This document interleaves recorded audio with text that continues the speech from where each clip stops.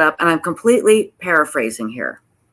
And she basically said, because what Summer said was, and I'm paraphrasing Summer, we had a great childhood. Lori was normal. She was fun. She was a fun one. She grew up to be a great mom. No problems, basically all sunshine and lollipops and dancing and. Well, this woman gets up and she says, Summer, and she was so gracious and so polite, basically said, you can't have a family raise two serial killers and then say nothing happened. You have to acknowledge something happened. There was something in this family, and you have to acknowledge that something bad was happening. People started booing her, just boo, get off. And I'm yelling, she's right. She's right. And Summer goes, well, you have your right to your opinion, but I'm just telling you what it is. I was there, and there was nothing. Absolutely not. Anyway, it was ridiculous. So Megan Connor, let's bring Megan up. How are you doing tonight, Megan? Yeah. Hi, guys. Thank you so much for having me tonight. Thank you for coming on. Now, Megan is Lori Cox's cousin, the Cox family cousin, and you spent a lot of childhood with this family, right? Yeah, I spent summers with them, and then as an adolescent, I visited them a couple of times, and then I lived with Lori and Adam when we were young adults, and then Lori and Summer were bridesmaids in my wedding. And my oldest daughter and Colby were super, super close for probably until the time they were about 12 or 13 years old. Wow. Okay. So you know this family very well. Yeah. Barry Cox is the dad. Janice is Janice, that's her name, right? The mom? Yes. Okay. They present their family as this like sun-kissed, tan California, good Mormon family. Yeah. Nobody's saying they're not. But correct me if I'm wrong about Barry Cox. He's one of these people that believe you don't have to pay taxes, and you'll get, the government can't arrest you for not paying taxes. He even wrote a book. Is it safe to say that Barry Cox was considered creepy? So from my perspective, Barry was always somebody who loved to pontificate about spiritual things. He wanted to be the spiritual head of the family. He also was very touchy-feely in a way that felt uncomfortable to me personally. He also was the person who kind of dictated how things went in the family system. He was, he organized the get-togethers. He said who brought what. He said when we got together and when we didn't. All of those kinds of things. Like, he was really just the one who was in charge in the family system over my dad, over Uncle Rex, over anybody else. It was, he was the one who kind of put himself in charge of things. Right. I have had people tell me that Barry was like you said, you said it felt inappropriate, some of the things he did. And I've had people say much stronger than that. But you have also talked about how when you went over there, they would have like sex in the middle of the day and the kids could hear it. Can you talk about some of those things? So this would have happened when I was a teenager, and there were two times when my older brother and I went to visit the Coxes in California when my family lived in Connecticut. So my older brother and I flew out to California. One of the times that we were there, Janice and Barry were there with us. And one of the other times we were there, they were in Las Vegas. And it was just the kids at home. Stacy was kind of in charge. She was left with some money and some responsibility and things like that. But the time that we went when Janice and Barry were there, it was the first time I had experienced being at the Cox's house without parental supervision, really. And there was a lot of inappropriate behavior that I witnessed, one of the things was, as you said, Janice and Barry having sex during the day when all the children could hear what was going on. It was like a Sunday afternoon. It was after church. And the kids would say, "Oh, mom and dad are going to have a nap." And Mm-hmm. then we could hear noises coming from their room. And the kids kind of ignored it, dismissed it, explained it away, just said, like, that's normal, that's what happens. But especially between Alex and Adam, there was a lot of joking and speculation about what might be happening. And for me, as a 14-year-old kid who had never really been exposed to those things, it was super confusing. It was super upsetting. I didn't really know what to make of those things.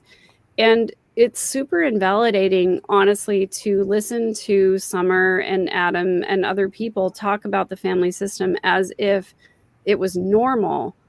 When you think about what is normal, normal is whatever you've been exposed to. Normal is whatever you're used to. Right.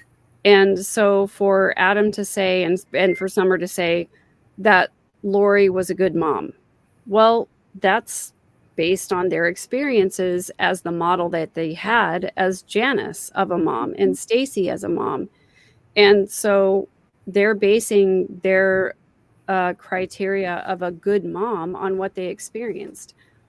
And so I would say for the rest of the world, that is not necessarily what a good mom is or how a good mom behaves, but they observed it and they believed it to be quote unquote good. Mm-hmm. But they're basing it on an experience of something that's dysfunctional, in my opinion. And they're not admitting it's dysfunctional. Yeah. And that's what this woman at CrimeCon was trying to say to Summer, is basically, look what happened. And you're still going to tell us that Lori grew up to be was a great mom, and there really wasn't anything in your childhood. And I don't blame Nate Eaton. He had very limited time and he did a great job in interviewing her, but she absolutely would not admit that there was one thing wrong. Now, we also know from oh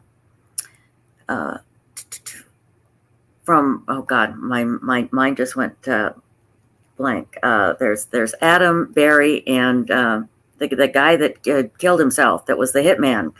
Alex. Thank you. Alex's first wife, told me personally the reason why she cut all communications with him. Even after their divorce, they were friends, but she cut all communications with him because she felt it was so inappropriate, the physical contact between Alex and Lori. And she was like their chauffeur, and she'd look in the rearview mirror, and Lori would be in Alex's lap, and she said it was just too creepy, too awful, and terrible. And the reason why she was calling me is she couldn't call the police, and she wanted the police weren't calling her back, so she called me to get advice. And I said, keep trying, because they'll want to hear this, trust me.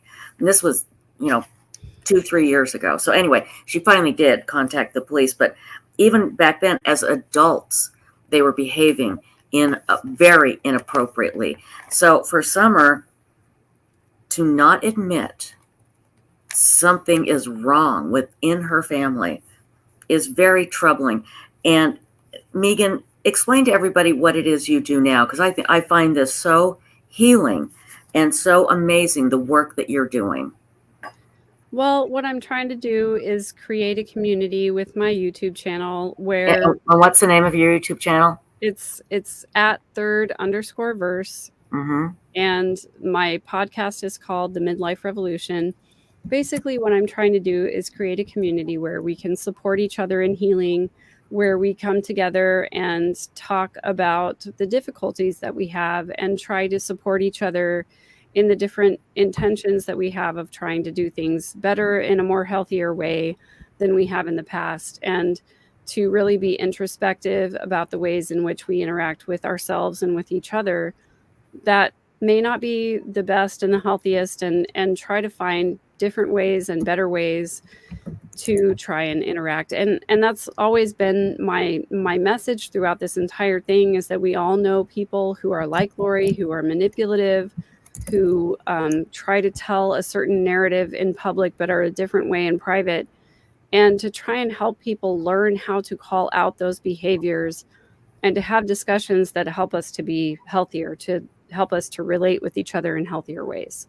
Right. I want to put this comment up here because this is great. Hang on, let me find it. Oh, Sonia says, Megan lowers my anxiety just listening to her channel. And that's absolutely right, everybody. I put the link in chat to Megan's channel, and I'll put it in the description as well. Insightful One, you had a question for Megan. Go ahead. Okay, I'm here. Um, so Megan, I've been listening to you talk and things like that. I'm very familiar with the Lafferty brothers case, and what I was wondering, with your knowledge of Mormonism and with your experience with the Cox family, there's now Lori and Alex, and then the Lafferty brothers. So there's two families from the Mormonism, and that's at least two. There's more. You listed more. Yeah. Um, that have went on fringe beliefs and ended up murdering people. So in this situation with Lori and Alex, do you think it was more their upbringing or more the Mormon belief system that led to them going down this road? To be honest, I mean, I think there's a lot of dysfunction in the Mormon culture Mm-hmm. because there's this expectation of perfectionism, and none of us can achieve that, and so that lends to a certain amount of dysfunction. Also within the family system, though, there's a lot of shame around not fitting into the norm and not being in the perfect box. So that's going to lend to it as well. And if you study the effects of an enmeshed family system where everybody plays a certain role in those families, and you have to look at the truth teller role and the scapegoat role and the golden child role, and you have to see all of these roles for what they are. And the difficulty is that everybody who remains in that system by choice necessarily falls into playing a certain role in that family system, and you can't really get out of the dynamics of that role unless you leave the family system. So Mm-hmm. if you choose to remain enmeshed in that family system and remain in that role, there's a certain uh, aspect of parameters that you can relate to and that you're allowed to operate within, and you can't go outside of that or you're going to be rejected in the family system. And so there is a risk to having your own mind, having your own personality, having your own thoughts, calling out harmful behaviors. If you do any of those things, you're going to be rejected by Yep. the family. So Yep. you have to be courageous enough to say, I don't need the family system. I can operate outside of it. And a lot of people are not willing to have an identity outside of that. And that's Mm-hmm. where it becomes problematic because you have kind of two choices. You can either continue to assume your role in the family system and to perpetuate the myths of the family system, or you can break out of it and be rejected and be alone and be abandoned. And that's a really scary place for most people. It really is. It It really is. is. And thank you. Did that answer your question, my dear? Yes. See, I understand some of that when you talk about the shame. I was raised as a Jehovah's Witness. Mm-hmm. Mm, So I yeah. understand about the shame of like not fitting in or not being the perfect like they want you to be and expect you to be. I understand that part. Yeah. Exactly. So Um, thank you.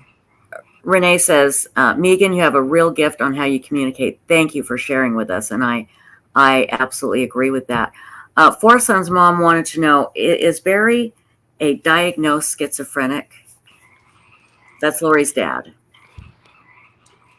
Yeah, so this is this is one of those family stories that is unconfirmed. It's just Mm-hmm. Mhm. we get all of these family stories. We don't know what's truth and what's fact and what's fiction. We don't know what's confirmed, what's real, what's not real. I have learned more truth about my family from reading FOIA documents than I have from talking to my actual family members.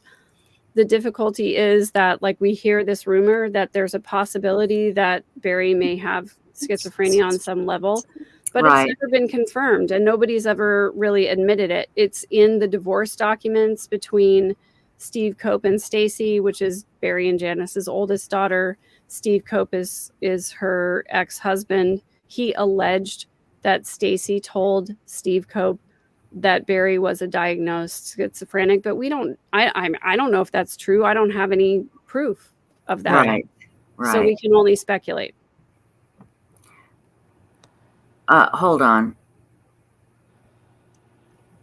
Okay, we're blocking this person, so we don't need that bull here. Mods, please watch the comments in there. It was a very rude comment about Yeah, being I had just removed some of that person's I ban. comments. Yeah. Someone makes a comment like that, ban them immediately. We don't need them. I was So, trying to figure okay. out what was going on. So, Anyway, let's move on here. Let's talk about Summer. Now, a lot of people have brought this up. Summer was at CrimeCon rather than at the sentencing of Chad Daybell, and that has bothered a lot of people. She did respond to that at CrimeCon. She said that she had committed to the CrimeCon event a year ago, and she had no idea it was going to be on this date that this would happen, and that she was not giving a victim's impact statement, that Annie Cushing was doing it for Tylee. So that's your reason there for what it's worth. Now, Megan, we were discussing earlier that, and this is so weird, and I don't get it. Summer was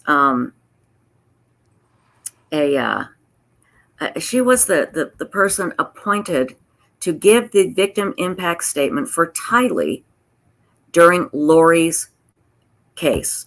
Right. Correct? Okay. She wrote a victim's impact statement and gave it to the judge for the judge to read, but not to read publicly. Yeah. Which doesn't make any sense to me. Now, I can't remember, but if that's the case, does that mean at Lori's trial, nobody had a victim impact statement directly for Tylee? Is that correct? Yeah, so the way that I understand it, and I'm happy to be corrected if I'm wrong about this, but the way that I understand it is that at Lori's trial, there was one designated representative for each victim, and Summer was the designated representative for Tylee. The way that I understand it is that she chose to submit a victim impact statement directly to the judge and to not have it read openly in court into the record. That doesn't make any sense. But then she went to Nate Eaton, again, not Nate Eaton's fault. He's a great reporter. I love him. And she read a statement, but she didn't say it was the same statement that she read, that she gave to the judge. And I listened to it. She said she had a statement she wanted to read. And it was, it was lovely and talked about Tylee and just, the nice and wonderful things she said. I am wondering, Megan, if that statement that she read to Nate Eaton was edited, as opposed, because she didn't say, here's what I wrote to the judge. She said, I have a statement for Tylee. I'd like to read it. In fact, I've got it right here. Do you guys want to hang on and I'll play it real quick? Is that okay? Yeah, sure. Okay. Hang on, let me grab it here. Here it is, just a second. It'll take me a second to grab it, just a second.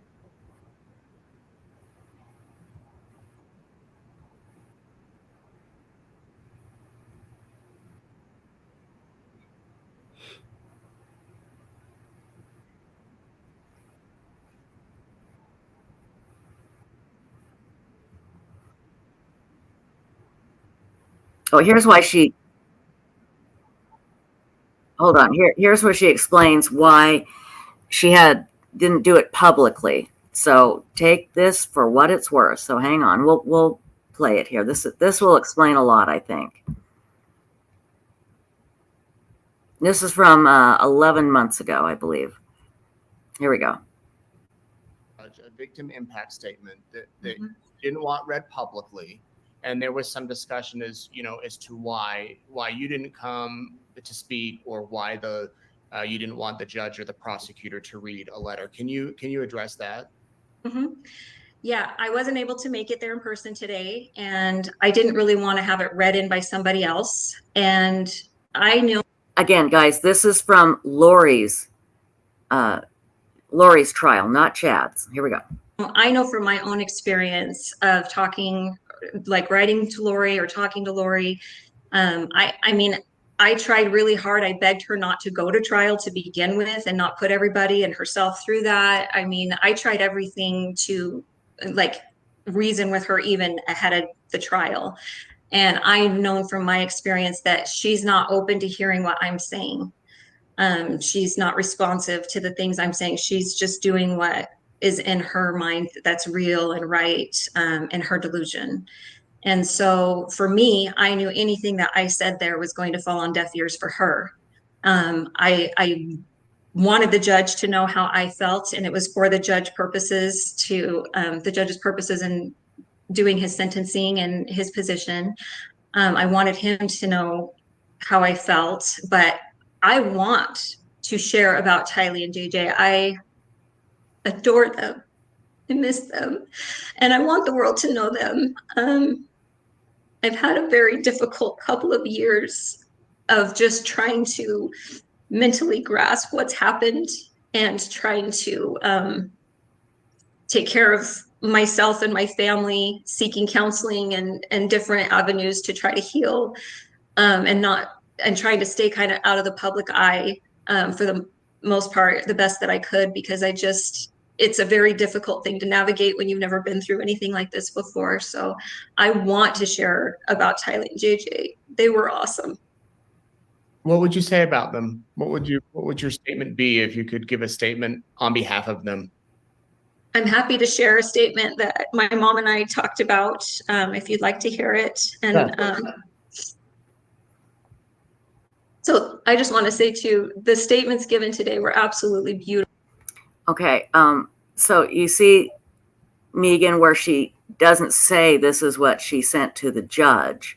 She just said, this is what my mom and I talked about. And it's a lovely statement. And I'll put the link up in chat or in the description so everybody can read it. But what do you make of that?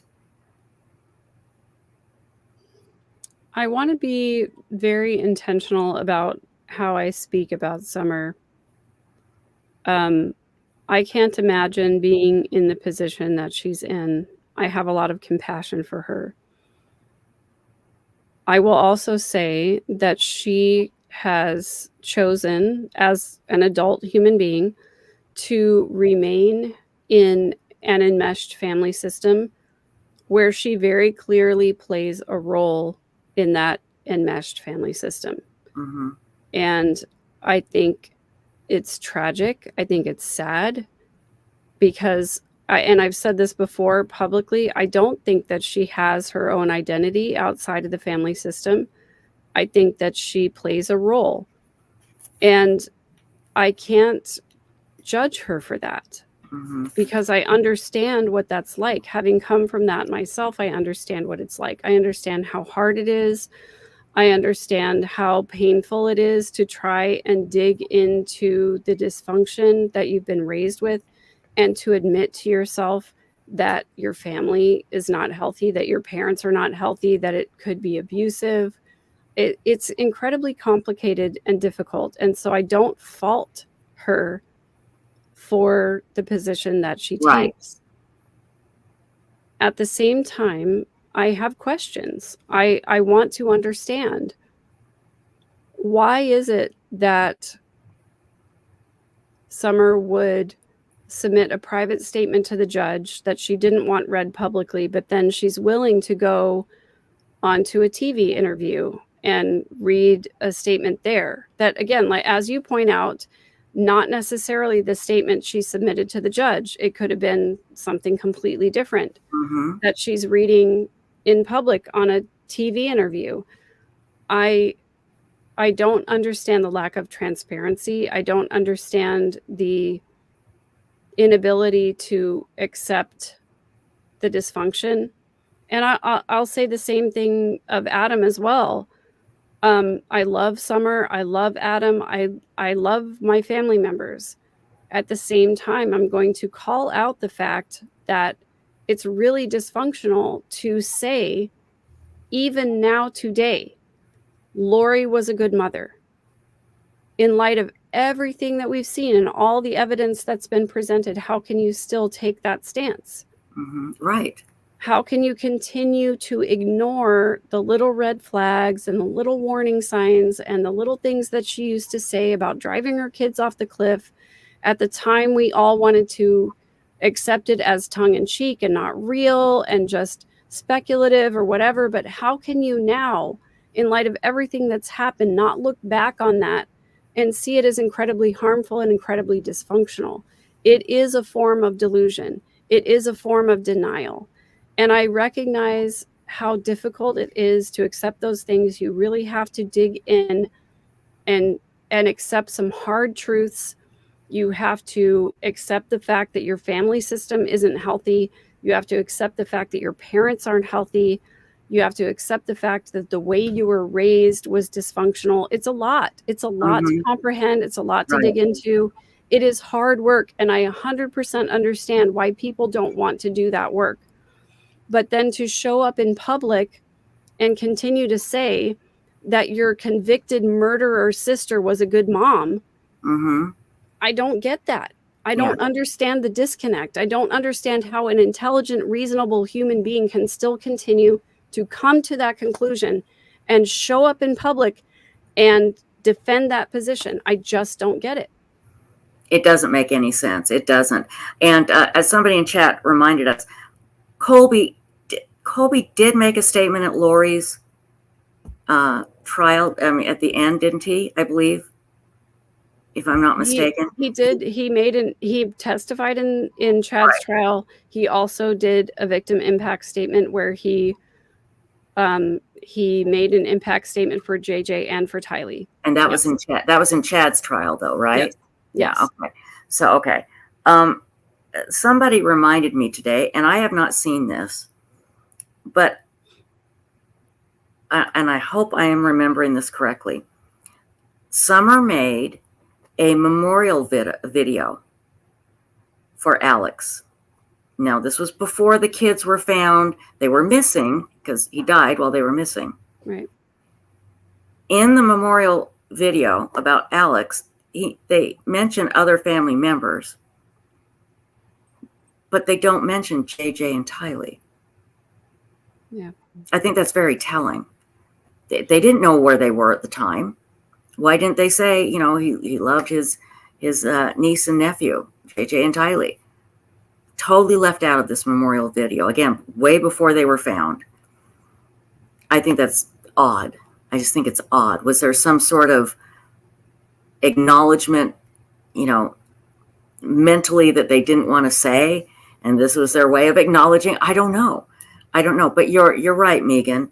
And the only way to stop this type of abuse is to admit it. You don't have to do it publicly. Nobody's saying that. But Megan, you're right. You don't publicly go out and keep saying, yeah, Lori was a great mom. She's a horrid human being.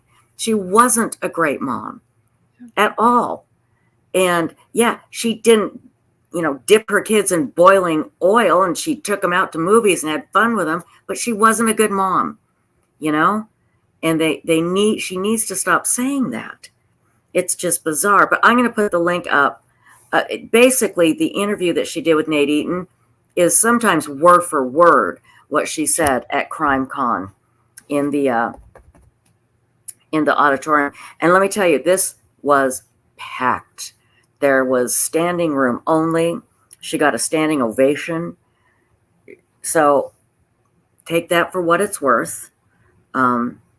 She's getting a lot of attention, right, Megan?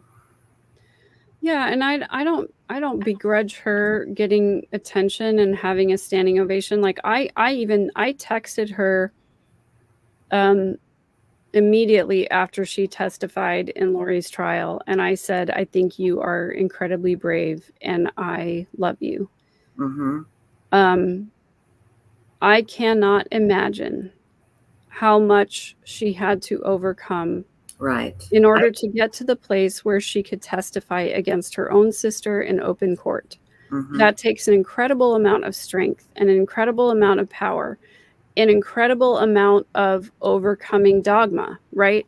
To believe finally that your sister is the monster that everybody says she is.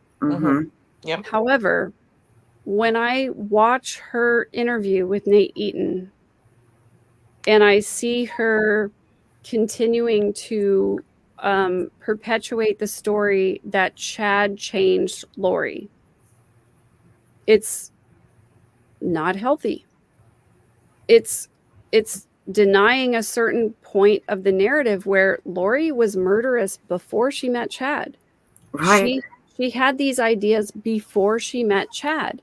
I think Chad and her manipulated each other. I think they exacerbated each other's unhealthy religious beliefs, but to put it all on Chad is incredibly unhealthy. And it kind of perpetuates this myth that Lori was great until she had this like sort of religious break and had this, you know, emotional breakdown or whatever. Then she met Chad and all hell broke loose, right? It's really not that way. And we can't pin all of it on Chad. Somebody asked me at one point, do you think Lori would have gotten to murder if she hadn't met Chad? And do you think Chad would have gotten to murder if he hadn't met Lori? And I think the answer to that question is Lori got to murder before she met Chad. And Chad was telling people his wife was going to die before he met Lori. So they both were there before they met each other in person. And when they came together, it was a perfect storm. So to put it on one person or the other, I think is disingenuous. And I think it's ignoring some of the facts. And I think it's a little bit of denial. So I just want to say, like, I don't judge Summer for her position. I think one of the only ways for people to heal from these situations that are horribly complicated and difficult is to, one, to accept criticism without shame, and two, to give criticism without judgment. Right. So yes, I'm critical of Summer's position. I'm critical of Adam's position, but I don't do it with judgment. I do it with understanding of where they come from. I do it with understanding of their position and how difficult it is for them to be in a healthy place.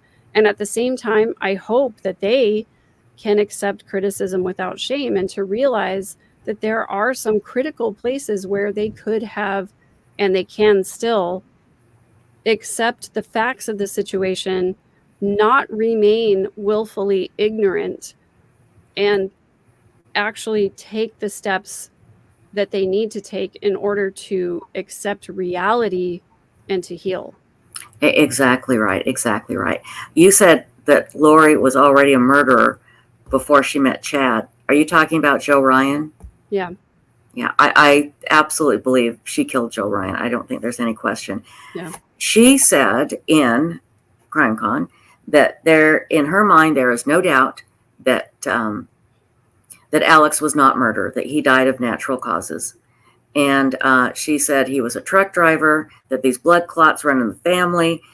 They had his body. They kept it for as long as they wanted and did all these tests on it, which I didn't realize that. I thought he was cremated fairly quickly, but I guess the police were on it. Yep. And they did do an autopsy. And Nate, you could tell Nate was saying, well, you know, he did go to Mexico and right before he died. And she said, what, do you think Chad and Lori are such masterminds that they could figure out a way to kill Alex without anybody seeing or finding out? Well, there's no doubt in my mind he killed himself. If they didn't kill him, he killed himself. Don't you think? no one can ever convince me that the timing of Alex's death was coincidental. Right. To have him die the day after Tammy was exhumed, there's no doubt in my mind that that was not coincidental. Right. And to have Chad give him that patriarchal blessing just maybe 10 days beforehand, 10 or 15 days beforehand, I think that was Chad sort of quote unquote releasing him from his responsibilities, Yes.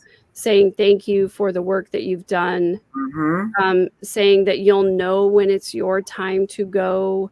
That's phraseology that I think Chad got from Lori and Alex and Barry and Janice when they told Stacy, maybe it's just your time to go. And Stacy is the sister that died from diabetes 1, supposedly.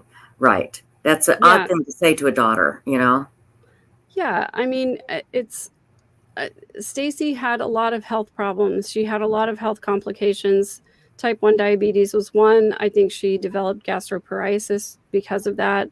She also had disordered eating, and she was a burden on Barry and Janice. And I think the family story is that Barry and Janice told her on multiple occasions, maybe it's just your time to go. Maybe you're too weak to stay in this world, that kind of thing. God.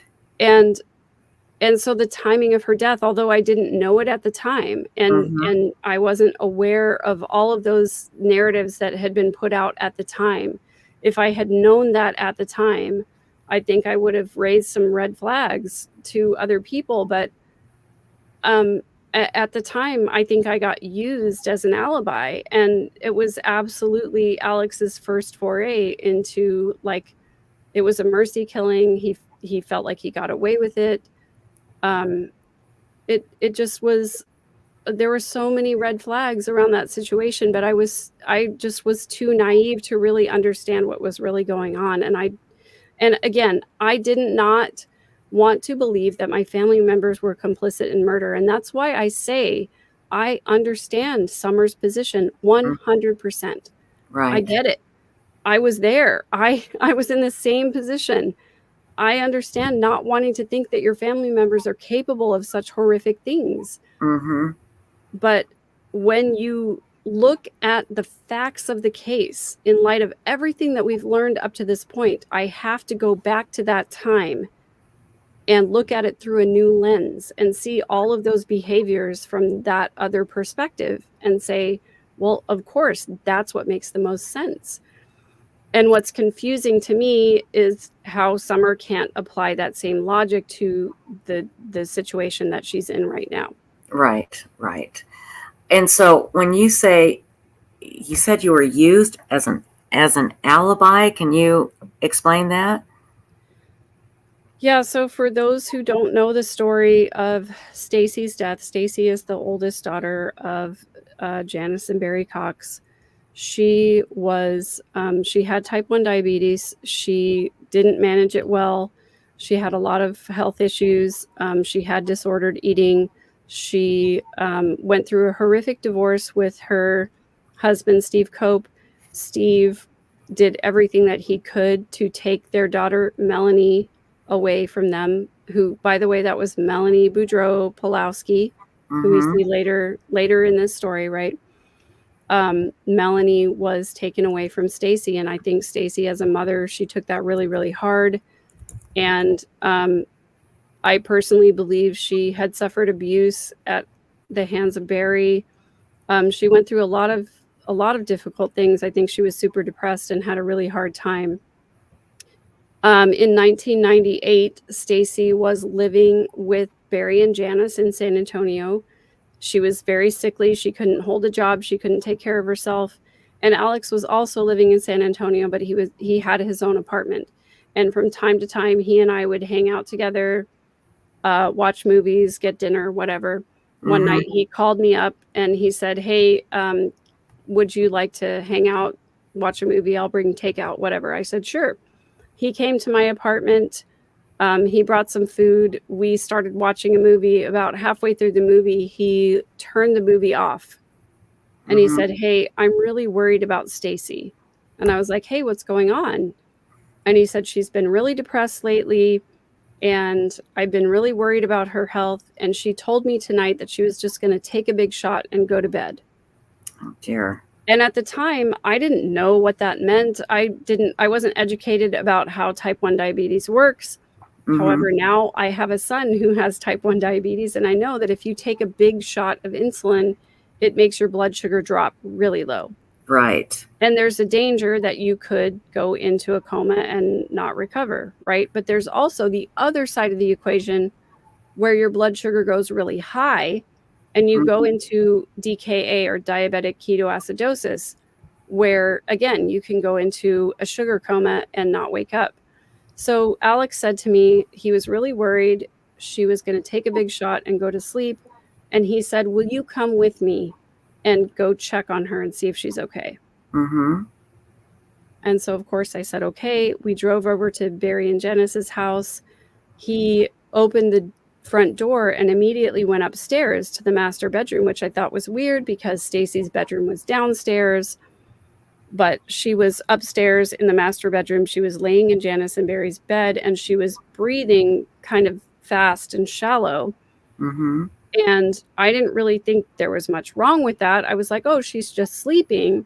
Right. But Alex kind of tried to shake her awake and couldn't get her to wake up. And I tried to shake her awake and couldn't get her to wake up. Alex then picked up the phone to call 911. And I stayed with her, and he went into the hallway to talk to the 911 operator. And I was really confused. I didn't know what was going on. I thought she was just asleep. I thought it was weird that we couldn't wake her up, but I didn't really know what was happening. The next thing I knew, paramedics had arrived. They came up the stairs with a stretcher. They immediately got on the bed. One of the paramedics got on the bed with Stacy, thumped her really hard in the sternum to try and wake her up, and she would not respond. And so the other paramedic started cutting off her clothes and putting her on the stretcher. And I was like, is this really that serious? Like, is she really not waking up? Right. And the thing that was so strange about it was that Alex and I were the only ones in town. Adam was working in Kansas. That's where he lived. But the rest of the family, Janice, Barry, Lori, Summer, Colby, were all in Hawaii on a vacation. That is weird. And we got to the hospital and we waited to hear what the doctors, they came out to say. And I called my parents who lived in San Antonio. They came and met us at the hospital. The doctors came out and talked to my parents and told my parents that she was in DKA and that she was not going to recover. Oh, no. Oh, God. And they said that we were going to send her to hospice care so that she could be comfortable until she passed. And my parents contacted Barry and Janice, and they did not come home. They stayed in Hawaii. What? So my parents made arrangements for Stacy to go to hospice care.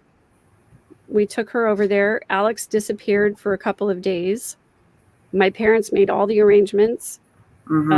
I sat with her as much as I possibly could, although I had young kids at the time. And when Alex finally did show up a couple of days later, I asked him, I was like, where have you been? What's going on? And he said, oh, I was doing some retail therapy. And I said, what do you mean? And he said that he had taken Stacy's credit cards and he went out and bought a bunch of stuff. Horrible. He bought golf clubs and stuff to decorate his apartment and other stuff. And I was like, what are you doing? And he said, well, I mean, she's going to die and she's never going to have to pay it back. So it's not going to be a big deal. And I was completely stunned by that. I didn't even know what to say. It turned into kind of, I don't know, it turned into kind of a big thing in a family story or whatever, but I just didn't understand like how Like, how do you make that connection in your brain? Like, how do you say that it was okay for you to go out and do those things? I'm so sorry that you had to go through that. Like Four Sons Mom says, and I agree, how traumatic for you, Megan. I can't even believe at your young age you had to go through that trauma, and you were used as an alibi. And I am so sorry. Is it difficult for you to talk about? I just blah, blah, blah, just ask and not even think. And I'm sorry. No, I appreciate that so much. That's really kind. I have processed all of these things in therapy. I can talk about it without it having a negative impact on my emotional well-being. So I appreciate your concern, but it is I'm able to speak about these things because I have done the work to heal from them, but it's still like every time I think about it and talk about it, it's still just like I just don't understand it logically. Yeah, It doesn't make right. any sense to me. And the thing that is hard, the thing that is hardest for me is that I was the only one who was actually there. Alex came to my house. Alex used me as an alibi. My parents weren't there. My siblings weren't there. Lori's family was not there. They were in Hawaii. And even to this day, there are some family members that will say, "Oh, Megan doesn't really know what she's talking about. She wasn't really around that much." I'm like, I was there. You were actually physically there. And the fact, think about your child. I don't care how old your child is, adult, whatever. You're on vacation and they go into basically ICU and die, and you stay on your vacation. That's beyond heartless. That's monstrous. That's I will still never understand why they didn't fly home.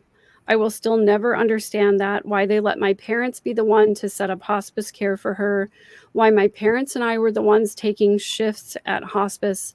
I sat there with Stacy and I talked to her and I sang to her and I kissed her forehead and I wanted her to be okay, and to have the family just stay in Hawaii and not come home. I just didn't understand that. And at the funeral, I remember Barry getting up there and pontificating and talking about, all of these spiritual things and saying how when they finally decided to come home, they got on the plane. He said he was on the plane on the way from Hawaii to Los Angeles. And he said, the story in the Bible where the sick woman decides to touch the hem of Jesus's garment because she believes she's going to be healed if she just touches the hem of his garment, and he feels virtue leave him. Barry said, I was on the plane and I felt virtue leave me at the moment that Stacy died. What? And I thought to myself, how dare you? God. How dare you make the comparison of yourself to the Savior when your daughter is dying in hospice care in San Antonio and you had days and days and days to come and be with her, and you chose not to. You chose to let other family members take care of that for you, and then you use that story as a way to elevate yourself. I just thought it was disgusting and horrible. Even then, now looking back on it, I see so much even more dysfunction in it than I did now, and it's just disturbing and horrible, and I hate the fact that I didn't know then the things that I know now, and I couldn't call out the dysfunction. I didn't feel like I had a right to speak up. I didn't feel like I was strong enough to say those things. I was like 24 years old at the time, like I didn't know anything at the time. So when did you discover that, hey, I need to speak up, I need to say something to heal? When did this start happening for you?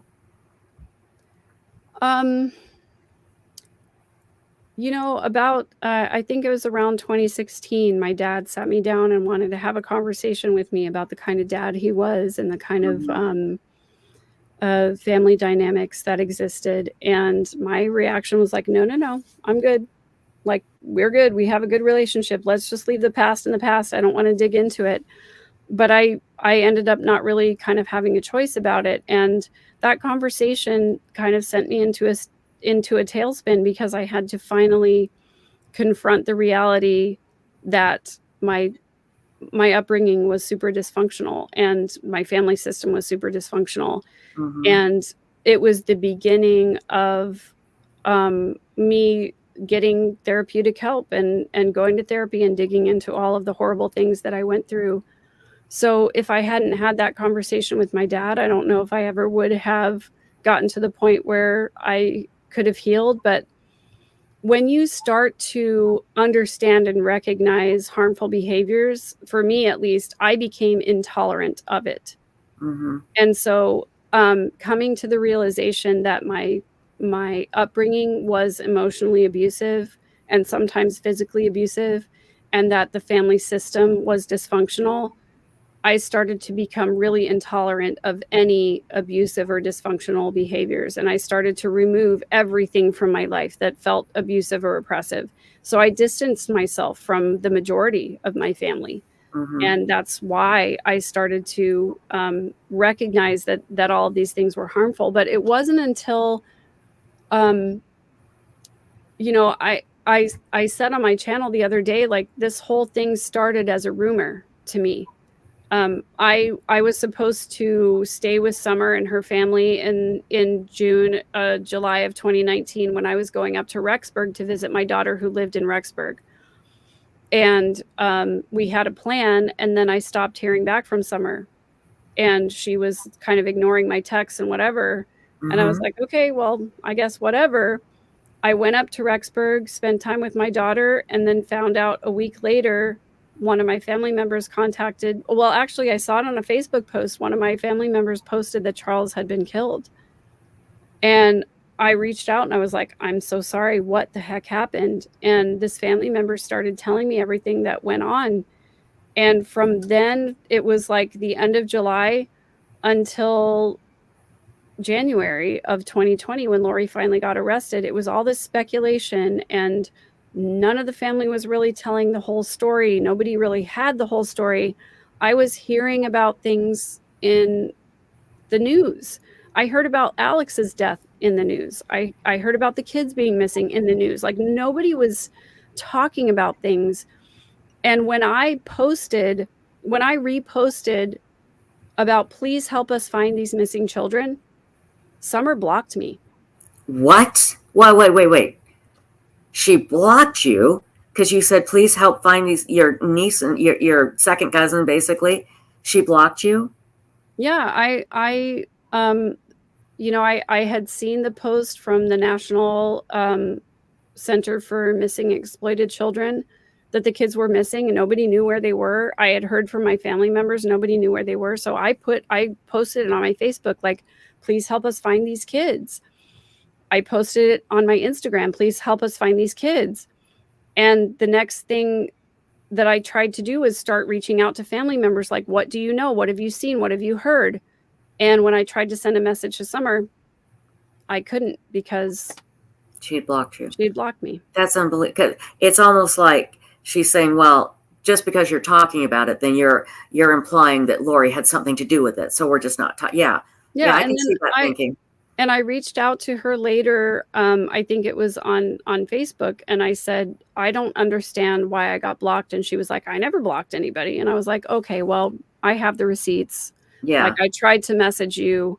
You didn't answer. I tried to call her. I tried to call her husband. I left a message for her husband at his place of business. And she was the one who messaged me back, and she said, I heard you left a message for my husband. What did you want to talk about? Oh my God. So I just don't like, and I, like I said, I reached out to her after she testified in Lori's trial. I told her I thought she was incredibly brave, and that I loved her, and I've never heard anything back. I think, unfortunately, there are some people in my family system who hate the fact that I am a truth teller. Right. There are some people in my family who are afraid that I'm going to tell the truth about them.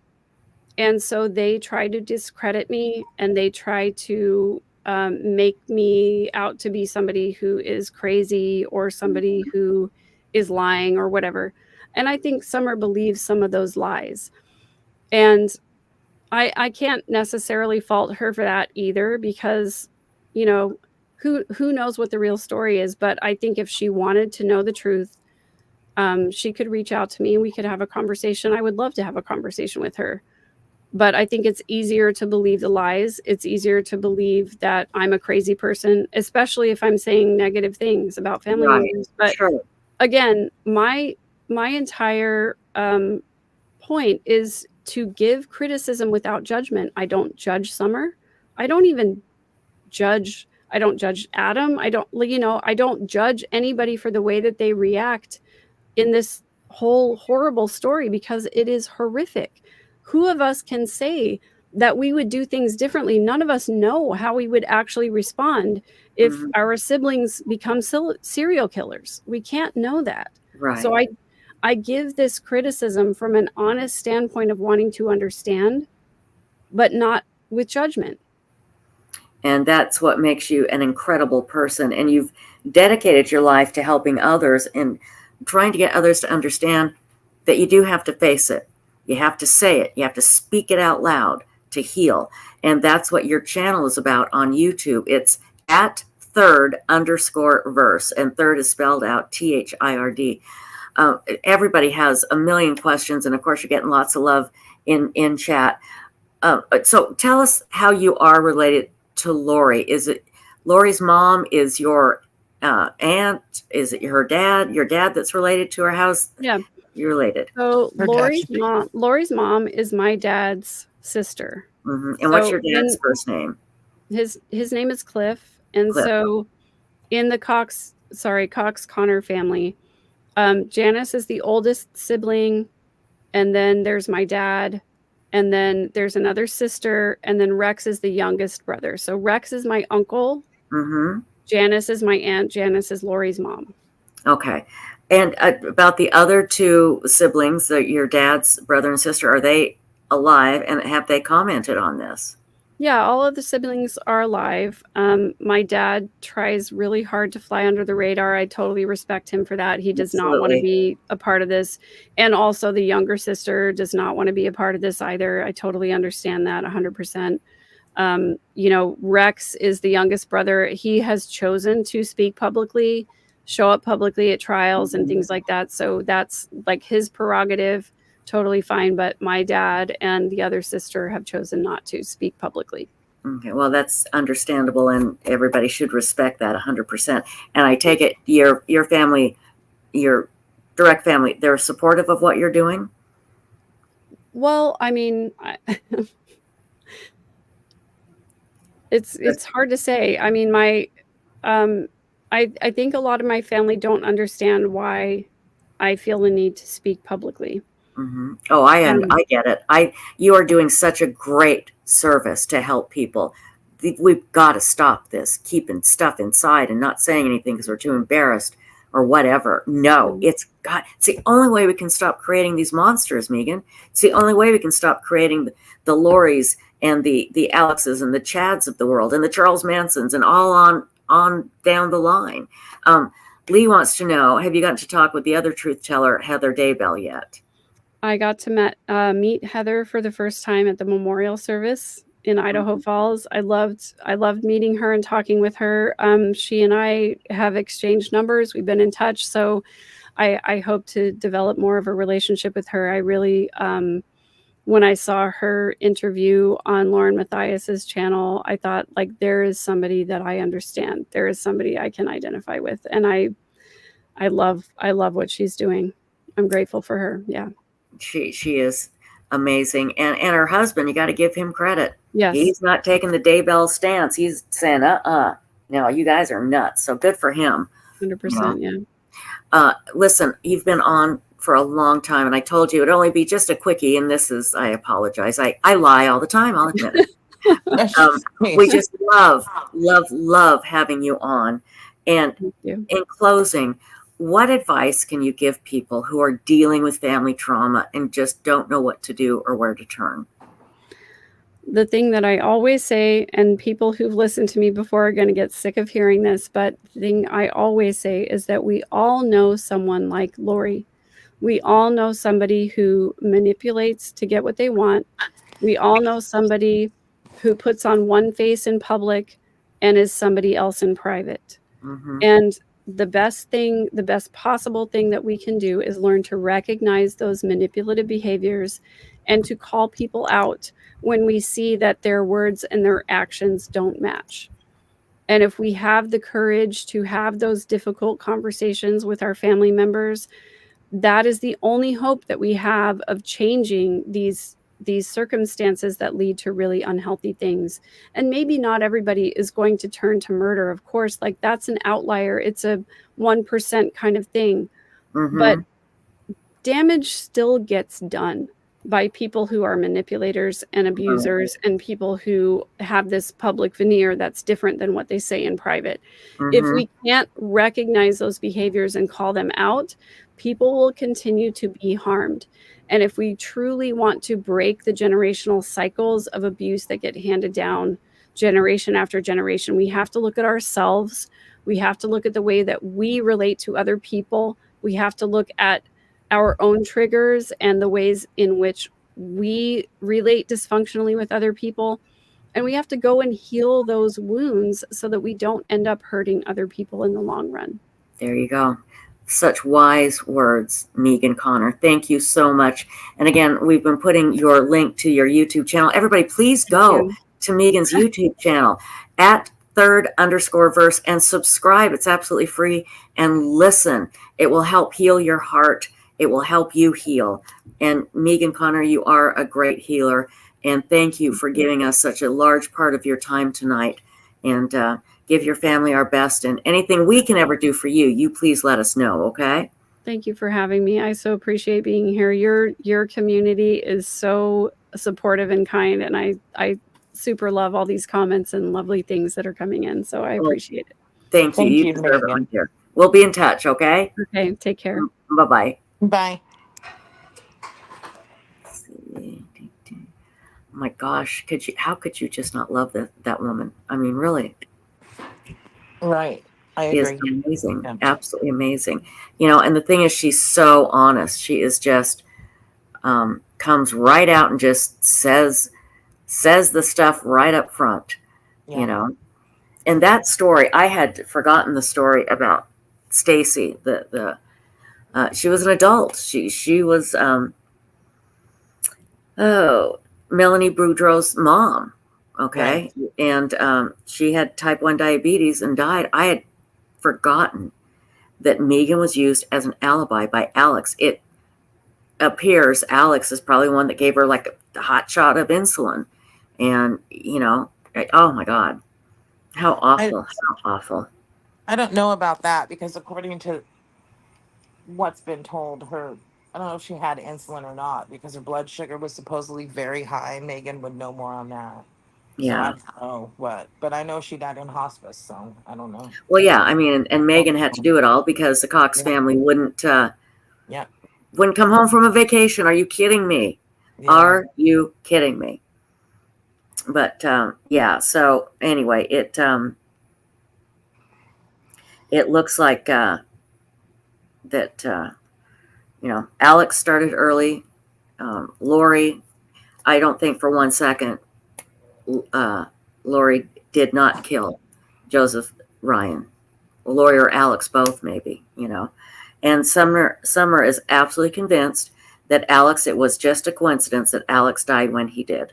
Yeah. And that nothing happened. Absolutely. She's just adamant about that.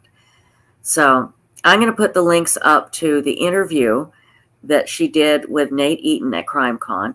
And I can tell you, it's at times word for word what she said in the CrimeCon event that she did. Other than you don't have the people asking questions. I wish I could find that woman who asked that question. I want to give her a hug. I want to give her a cheer because everybody was booing her and I was so upset. But what she was saying was so true. So I know the odds of her hearing this. If you do, our email will be in our description. Please let me know. I want to send you a gift. I want to do something. Buy you a new car. I don't know.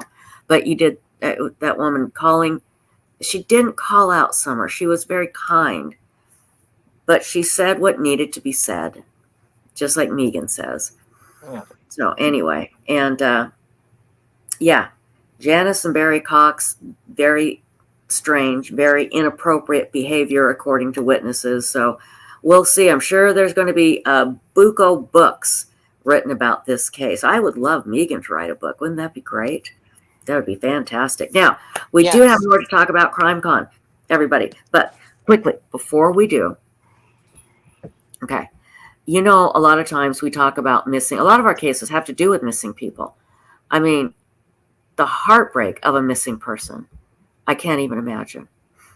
Well, did you know there are like thousands of people's remains that are just waiting to be tested, and they can be matched to missing persons. But because the money isn't there for the DNA testing, remains just sit in whatever coroner's office they end up at. Well, the wonderful people at DNAsolves.com are desperately trying to change that. And if you look at the top of chat, I have it pinned, but I'm going to share this page with you right now. You know, we don't ask for donations here. You don't hear me whining anymore. And boy, I did whine, I will admit, saying we need donations. Well, we don't do that anymore because we've been able to have a great partner in Othram and DNA Solve. So what we are asking you to do is to subscribe to DNA Solves. You can see it right here on your screen. I put the link in chat. It is pinned in chat. And you see it says help families get the answers they deserve by signing up for a monthly description. Description, how about subscription? Subscription.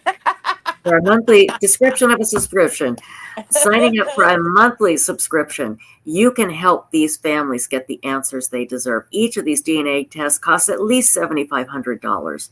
Okay. And it's not just, you know, a lab, just some sort of, you know, tube and you put it in a lab and spin it. Oh my God, you guys, it is so intense what they have to do to find these people's DNA. And a lot of times they don't find the person's DNA, but they'll find the relative's DNA. And then they have to go from there. So anyway, that's why these tests cost at least $7,500 a piece. So if you could sign up and give a monthly donation through a subscription to DNA Solves, it would go so far and to help heal these families, get them the answers they deserve. And guess what? It helps us too. It helps us keep ad free. All right. So we don't have to raise money. So if you could, please, that would be great. The link is at the top of chat. Okay. We got a lot to get to. One thing though I'm going to throw in. Sorry. What's that? Okay, go ahead. Okay, I'm going to post a link in chat.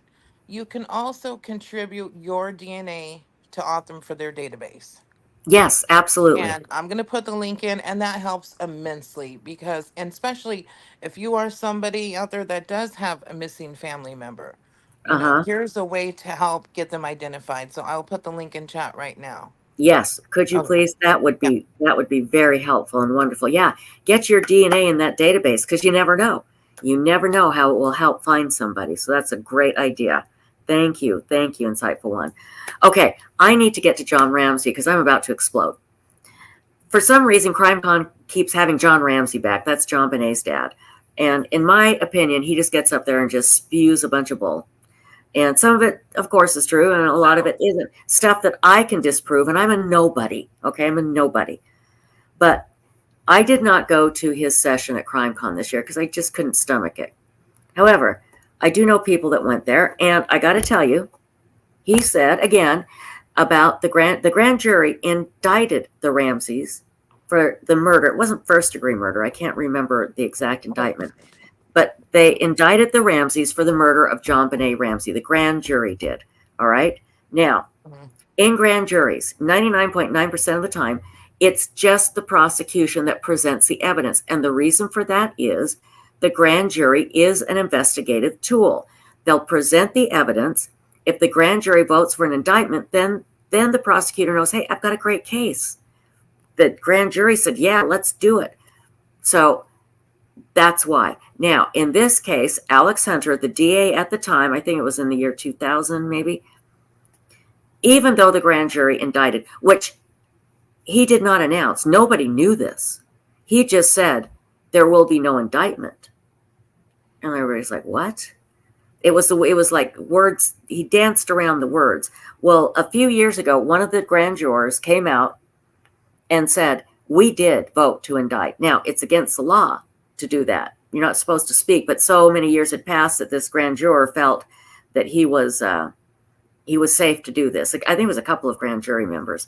They came out and said, yeah, we voted to indict. But here's the thing, everybody, and I want you to remember this.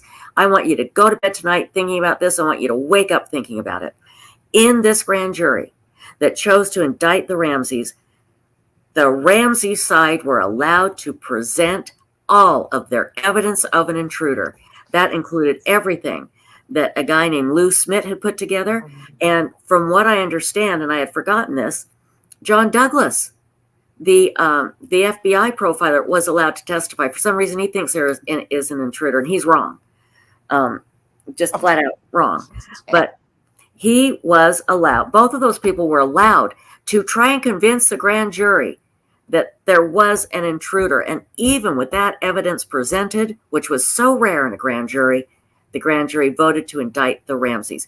John Ramsey goes out and tells people, yeah, you know, the grand jury, they only hear one side. They just hear the prosecution side. So that's why we were indicted. He doesn't tell the truth. He told me that when I personally asked him that question at CrimeCon 2 years ago. What do you think about the grand jury indicting you and Patsy? Well, you know, they only hear one side. And I went, Mr. Ramsey, that's not true.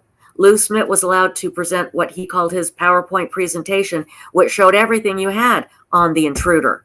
So your side was presented. And this is while he was signing books, so it wasn't in front of a big crowd. And he goes, well, you know, they were just tired. They wanted to go home. That was his answer. He's so full of bull. Speaking of bull, there's a private investigator named Jason Jensen who claimed to have found a man who was confessing to the John Benet Ramsey murder. Now, this guy named Gary Olive, he had confessed years ago. He had been, you know, investigated inside and out by the police. Nobody paid any attention to him. He's a dangerous pedophile. He's a horrible human being. He's in prison. Well, he's been confessing forever that he killed John Benet. Jason Jensen claimed, and you'll remember us talking about it, that he could prove that this Gary Olive guy was the intruder and wrote the ransom note. Remember that insightful one? Yes. And he hired these people who are graphologists to compare Gary Olive's handwriting to the ransom note. Insightful one, tell us what a graphologist is. Layman's terms for everybody to understand. A graphologist is somebody who looks at your handwriting and they believe that they can tell all about you from your handwriting. For example, if you're a murderer, if you suffer depression, if you're a dangerous person, you know, and this one particular graphologist will actually, if you pay her, you say you have a boyfriend and he writes on a piece of paper, he writes a letter, he writes anything. You could write a grocery list. You send it to her and pay her, and she'll tell you if he's like homicidal or not. Right. These are the experts that Jason Jensen, who I believe said he was working on the Ramsey team, hired to prove that this Gary Olive wrote the ransom note. That is junk science, Carol A. That's what we're saying. It is absolute junk science. Yeah. All right. It's pseudoscience.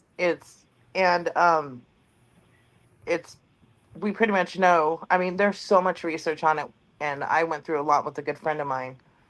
And yeah, it's called pseudoscience. There's no evidence that it's exactly not science. And what was I gonna so say? Anyway, Yeah, are you done? Yeah, sorry. Okay. Anyway, John Ramsey is being interviewed by Vinnie Politan and the Court TV people. Now, according to these two experts hired by Jason Jensen, who I thought was working with the Ramsey team and who said that the handwriting matches. Oh, yes. And the handwriting, the ransom note was not on an 8x11 sheet. It's on a 5x7 sheet. Some bull crap like that, which was just so stupid. And anyway, he claimed that this person wrote the ransom note. Well, if that were true, don't you think John Ramsey would say something to Vinnie Politan? Oh, I think he would, but let me show you what he said about the ransom note. Keep in mind, his his private investigator, Jason Jensen, said they've got the guy that wrote the ransom note and they got the intruder. But here's what John Ramsey said about that. Let's share it and listen carefully. We couldn't figure out where the monetary amount they asked for didn't make any sense. It obviously had a message to convey. I think the way it was signed was bizarre.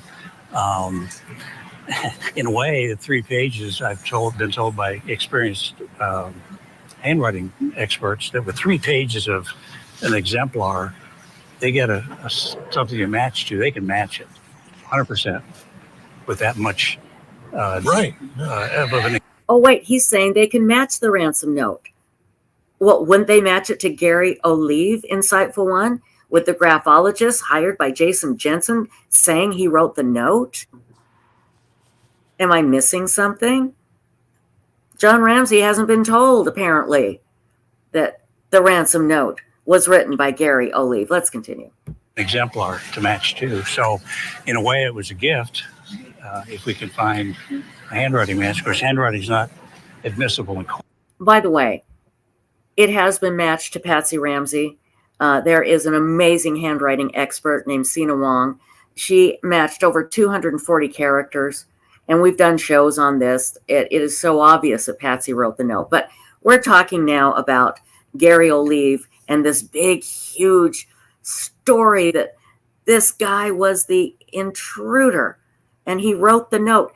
If true, why isn't John Ramsey saying, hey, we've got the pedophile that wrote the note? But he's not. Let's continue. But it's a great investigatory tool. But it is, yeah, exactly. And they said if we can do it, give you 100% match because of the large sample we have, this 3-page bizarre note.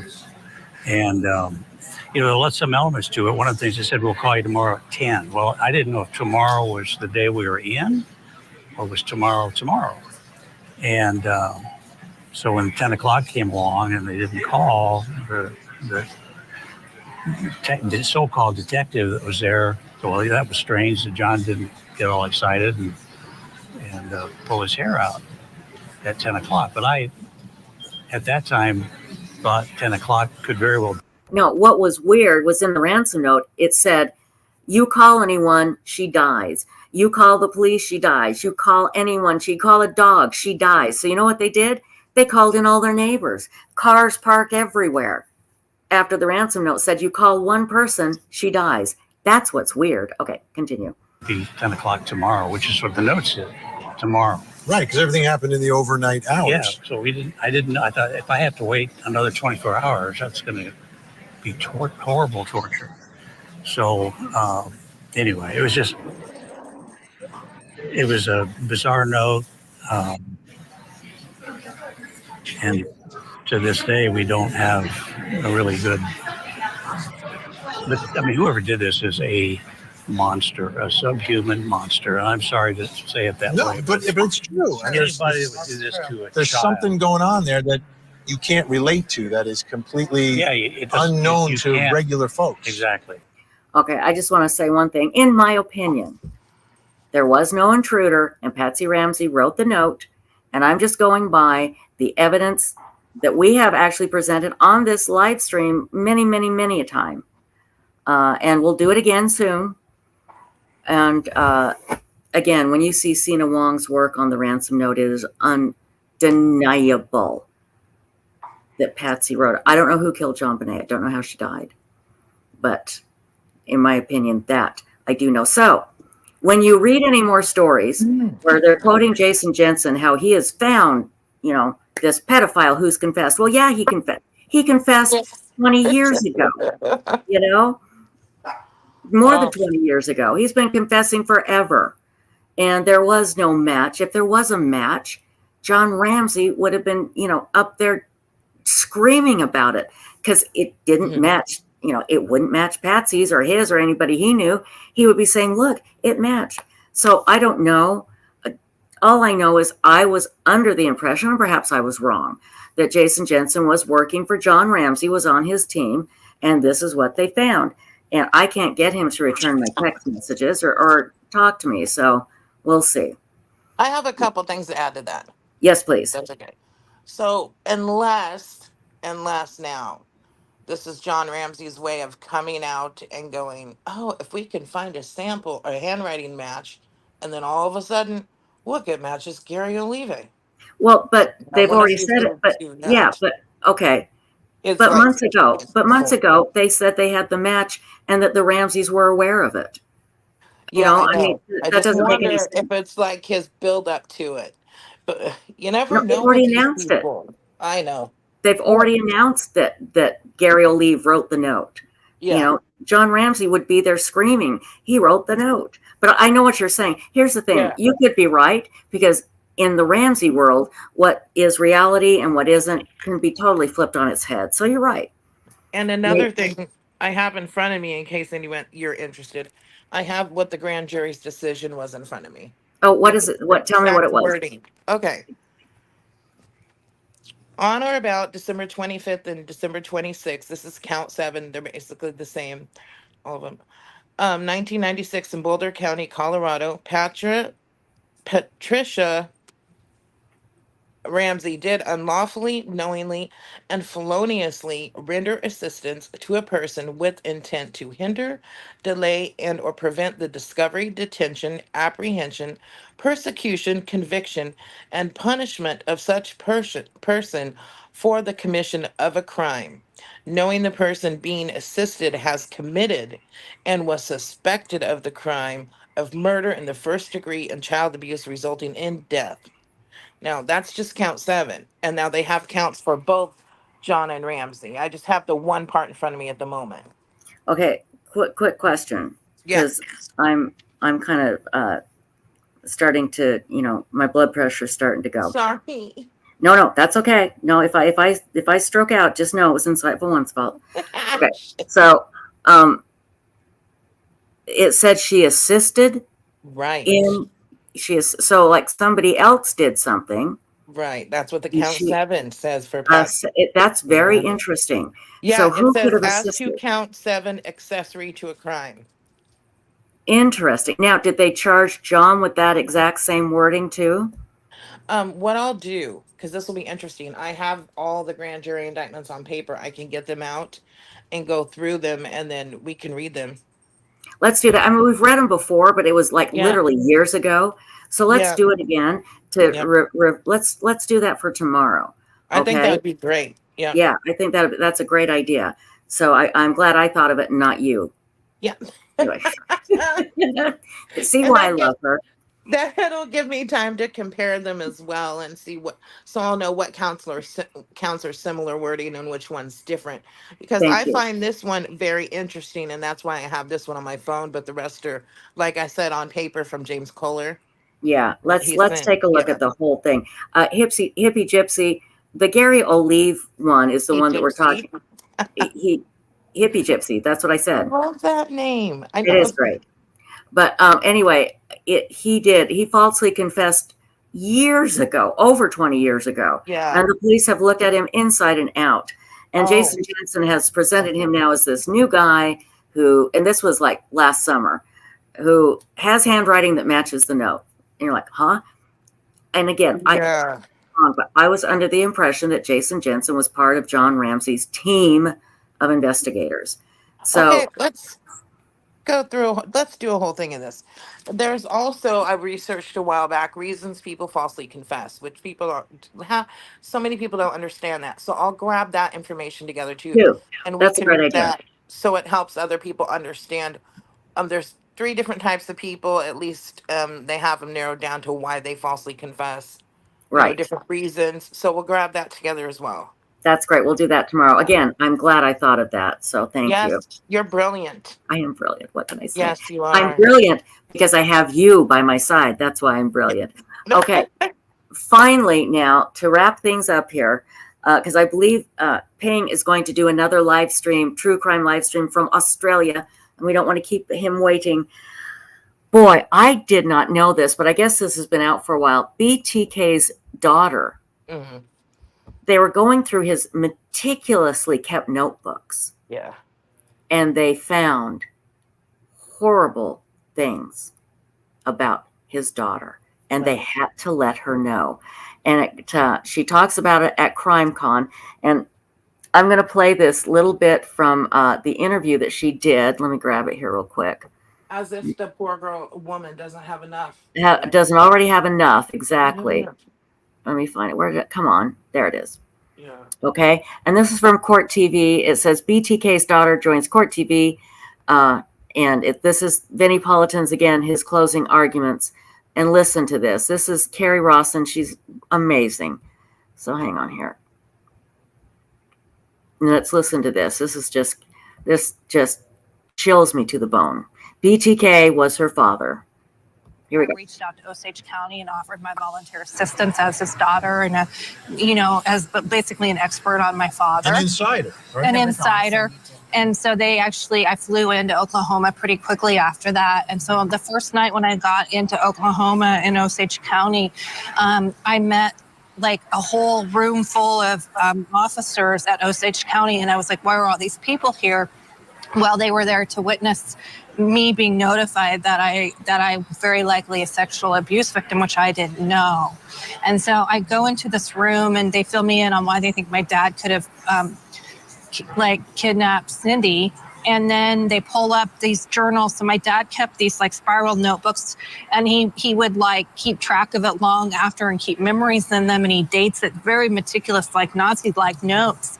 And all of this has been digitalized. It was all digitalized in 2005 by the FBI and law enforcement. And so we're up on a big screen and they're like, can you read this? And so I'm reading it through, because they had discovered this note and they wanted me to notify me as a victim. And they let me find it. And I'm like standing there and I point to it. And in all block letters, it says Kerry, KERI/BND/game 1981. And I would have been about 2.5. And I know BND stands for bondage. And I said, what the heck is this? And then it hit me. That had been in my dad's journals in evidence that the FBI had, the KBI had, Wichita had for 18 years, and nobody told me. Clear as day. And it took Osage County to find it and notify me. And we stopped and they said, now we got to do victim services. And I went into a private room with a special detective and we did victim services for me. And then we went back in and there was another notation again about abuse. And the next day, then I had to go in to prison and visit my dad for the first time in 18 years. So the reason I didn't share this at last CrimeCon was because all of this stuff was breaking. My dad's yard was dug up. All of this stuff was going on and I was having to process it in therapy. And then also I was hitting legal gags and NDAs. And I was like, the law enforcement was saying, we don't really want you to put this out there because it could upset your father. But at this point, I'm like, it's my story to tell. Right. And so when CrimeCon offered me a stage and a spot, an open mic, and Jane Carson Sandler and the Petito family and Mo, like we just went for it today. Atta girl. Well, Kerry, we're so sorry. I know I speak for Vinny when I say we're so sorry. When you learned this, did it bring back any memories from childhood? Yeah. So the crazy thing is, so when I was 6, Mrs. Hedge was murdered down the street. And when I was 6, I knew that she had gone missing during a thunderstorm in April of 85. I knew my dad was gone when I was 6. And I knew that the phone line had been cut. A 6-year-old shouldn't know these things. I knew she had been, she was missing. And then I knew a week later they found her body strangled. Now, I don't know how I knew this as a 6-year-old. So my dad must have been talking about it with my mom, or I heard it on TV. I know my dad was talking about it with my mom because he was blaming her boyfriend. And the police had interviewed my mom, canvassing the neighborhood, but not my dad. They never did. So in 2005, when I was notified that my dad was BTK, they had arrested him on 8, but not on Mrs. Hedge. And then when the FBI notified me in 2005, I said, no, it can't be Dad. And then I remembered Mrs. Hedge and the details, and my stomach ripped. And I said, I think Dad murdered Mrs. Hedge. He had been camping and used it as an alibi, and I knew he was gone that night because of the thunderstorm, and I slept with Mom. So starting around the time Mrs. Hedge was murdered, I started having night terrors, and I was screaming at night. And, I was even letting the bed pass when I should have, and I was having all those signs of a sexual abuse victim. My mother would come in, always my mom, and I would say, Mom, there's a bad man in the house. There's a bad man in the house, over and over and over. And I didn't get any help. I mean, they didn't really have mental therapy for children or any kind of help. But my dad told Dr. Ramsey in 2016 when they wrote a book, he said, I was worried about Carrie having these night terrors after I murdered Mrs. Hedge, but I also got off on it. Is that not just the sickest thing ever? Oh, yeah. Oh, God, that poor woman. I'll put the link to Vinnie Politan's full interview in the description as well, everybody. So, okay. I want to thank everybody for joining us tonight. Four Sons Mom, Moonlight View, Yuta, thank you all. And of course, Leisha Gallegos, thank you all for being the wonderful moderators that you are. Insightful One, you know we couldn't do this without you. And tomorrow night, we're going to read the grand jury indictments from John and Patsy Ramsey, all the while remembering that they had presented the intruder theory, their defense in the grand jury, what it was presented to them. So, and also, you're going to bring in why people do false confessions, because everybody's like, why would he confess? Yeah. Well, there's very good reasons for it. And you're like this, you're this this person that's into all this psychological stuff, and you've studied it forever and ever, and you've got it all at your fingertips. So you're going to bring it to us and educate us, right, my darling? Yes. Good. Okay, everybody. So we'll see you tomorrow night. And don't forget, check out WebSleuths.com, the best true crime discussion forum in the universe. Okay? Okay. See you tomorrow night, 10:30 Eastern on WebSleuths YouTube Live. Bye-bye. Bye-bye.